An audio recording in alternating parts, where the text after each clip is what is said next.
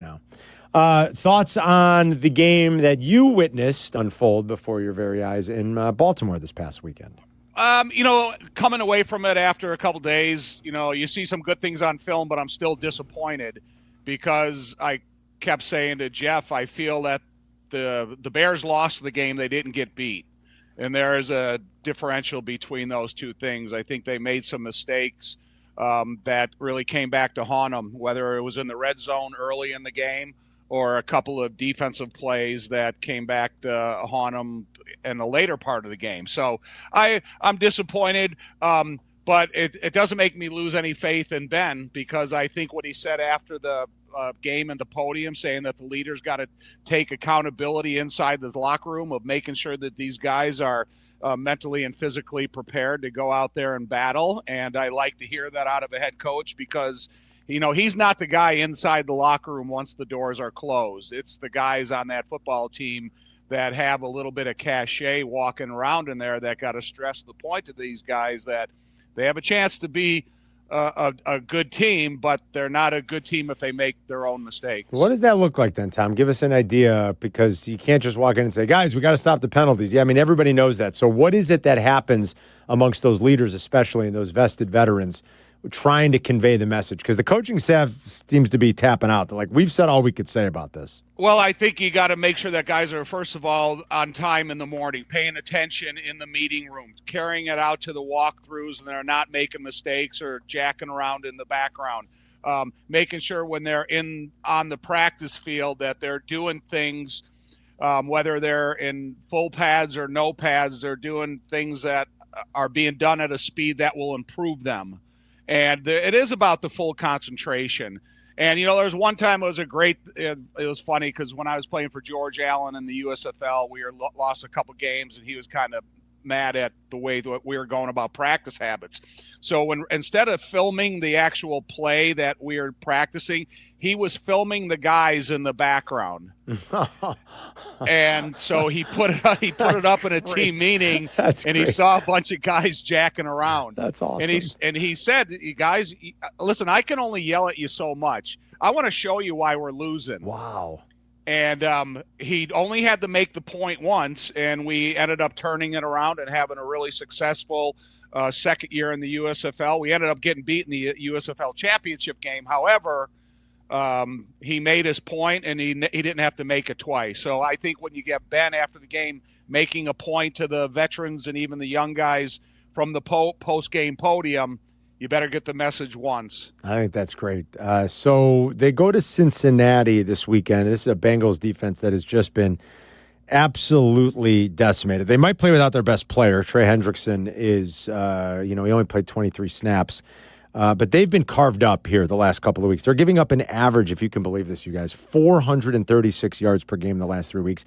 He had a terrible Jets team just going there without Garrett Wilson and put up over 500 yards on them. So, I mean, I suppose you get your confidence going a little bit when you have a matchup like that. I worry about their own little team meeting and get together, I guess, in Cincinnati as they try to rally the troops a little bit and circle the wagons or whatever you want to say that they're going to try to do. But what do you think about this specific matchup against this defense this weekend in Cincinnati? I think the Bears have to go in there with the intentions of, first of all, being more physical at the line of scrimmage than Cincinnati can offer them from their defensive standpoint. They're going to have to go in there, and they're going to have a significant advantage in the rushing yards to keep their offense off the field. That I don't know if Flacco's going to play or not. Yeah, And I would be worried that maybe Browning learned a little bit in his time behind the newcomer Joe Flacco and how to make this offense move with the receivers they have. But I still think, the creativity of, Ben Johnson and the way this offense can be run, the versatility it has. But now you're starting to face injuries. You had Cole Kmet last week. You got Luther Burden in concussion protocol. We have to look at the injury report starting tomorrow about who's practicing and who's not practicing. But I still think that they can do things, with Caleb and the crew at a high level to take advantage of some of their defensive deficiencies. But it all starts with the run game, and that's what has to happen. But, last week they get into the red zone, the ninth play of the game, it's 3rd and 1. in the tight end jumps. Right. So those are the types of things that once you get into that area of the field, mistakes they're not allowed. And it wasn't that the noise was so deafening in Baltimore that you can't hear the quarterback from under center. So, you got to have discipline in the big picture of if the offense is going to run efficiently. Other than the specific example you just gave, because that was bad, you're in the red zone, it sets you back 5 yards. What do you see that's going wrong in the red zone? Because 30% or so over the last 4 weeks, that's abysmal. They're bottom like 6, 7 in the league on the season in general. So what's the problem as you see it in the red zone? I think when you have a system that is just being introduced to a new team since Ben has got here, I think the red zone is the most difficult area of the field to perfect. Because when you look at it, if the timing, if you extend a play and you're a quarterback and you can run around back there for 10 seconds and then finally some guy gets open, fine. But you're going to have to play to the very specific architect of the play. And whether it's a running back hitting the hole that's called rather than venturing out because the bodies are so close to the line of scrimmage, or if you have a design pass play, you have to throw it within the timing of the play. And that means hitting your back step if it is straight drop back and then releasing the ball. As a passer, the longer you hold on to the ball, the more you play into the hands of the defenders. And then sometimes you challenge the legal blocking of the offensive line if you hold it that long as well. So I just think it's kind of perfecting the understanding of red zone offense, and it may take a while. This may be something that we suffer through till the middle end of the season, just because it's such a hard area of the field with the condensed windows run and pass. Is there anybody left at the defensive end position? Mm-hmm. Yerk,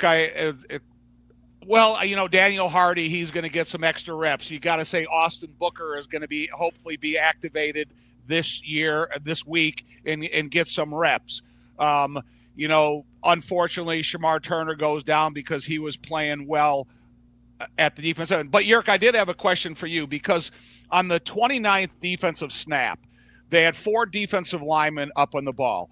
3 of them bull rushed, and one of them kind of held a contained type of rush, and they resulted in a sack. Is that sustainable by a defensive line? Not all day. Not all day.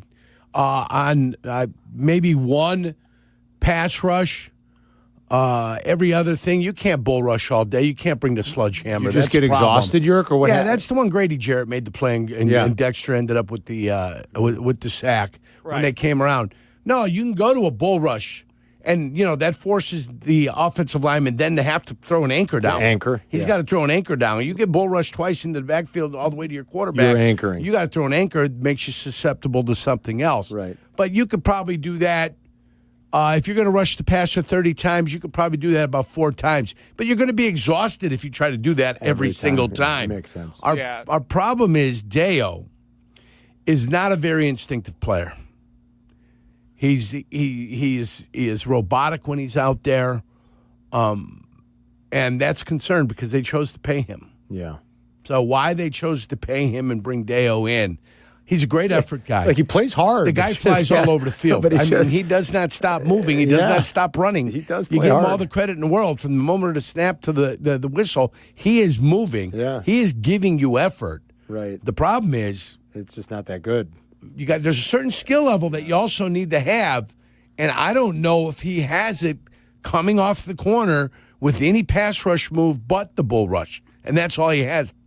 Tom. Yeah, on that one bull rush play, he did get his head into the chest of the offensive lineman, and he pushed him back into the lap of the quarterback, which was good to see. Well, that's great, Jarrett. Him also, because they, out of the three of the 4 bull rushers on that play, they had good pushes on it. That's why I was asking you. Yeah. Is that something that you can? No, you'll be dead. Your legs will be gone by halftime. But, with Dio, when I saw him, the first time I saw him when he came to the Bears, I was thinking, okay, if this guy uses his length as a pass rusher, it would really benefit him. But I think when you get a long guy and he allows you to get into the body of the offensive lineman, you're playing into the hands of the offensive lineman. So, I think that's one thing about Dio. He's got to be able to use his length as a pass rusher. And I think that was one of the greatest things that Dan Hampton ever did. He had super long arms, and he would and he would start battling the offensive linemen before they could get their hands to him. And and Hampton worked corners. He worked edges, shoulders. Yep. He didn't try to go through the middle of a chest, guy. right. He could go through a middle of a guy. Yeah. But you worked corners on a guy. And then when a guy starts sitting light and is waiting for corners, then you can go ahead and post a hand and go through him if you have to. Yeah. Well, for me, you guys, it'd be interesting. So did you devise a game plan all week that was going to face Lamar Jackson? Then you had to shift while you're on the plane Saturday. So, and it's like similar to this week. I don't think there's a lot of difference in the athleticism between Brownie and Flacco, but Flacco has got a faster thinking, a quarterback thinking after the center quarterback exchange. Flacco can still spin it too. Yeah. I mean, he really can. You get in his grill all day, and I'd rather play Browning. I would much rather play Jake Browning. Yeah, I agree with that. Boy, Me too. Absolutely. I think we'd all agree. Yeah. All right, Tommy, great stuff, buddy. Have a safe trip this weekend. We appreciate it. You too. Thanks, you guys. See you, bye. There's Tom Thayer.